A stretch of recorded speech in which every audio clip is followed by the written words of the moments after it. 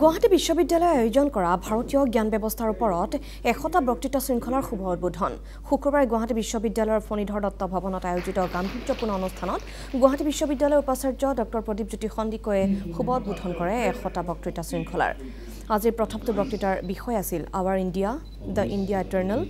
ঋষি অৰবিন্দৰ দৃষ্টিৰে এই বিষয়ৰ ওপৰত বক্তৃতা প্ৰদান কৰে ডিব্ৰুগড় বিশ্ববিদ্যালয়ৰ অতিথি অধ্যাপক দিগন্ত বিশ্ব শৰ্মাই গাম্ভীৰ্যপূৰ্ণ এই সভাখনত দিগন্ত বিশ্ব শৰ্মাই বিষয়বস্তুৰ ওপৰত তথ্যপূৰ্ণ আলোকপাত কৰে এই সভাত বিশ্ববিদ্যালয়ৰ শিক্ষক শিক্ষয়িত্ৰী শিক্ষাৰ্থীকে ধৰি বহু বিশিষ্ট ব্যক্তিয়ে অংশগ্ৰহণ কৰে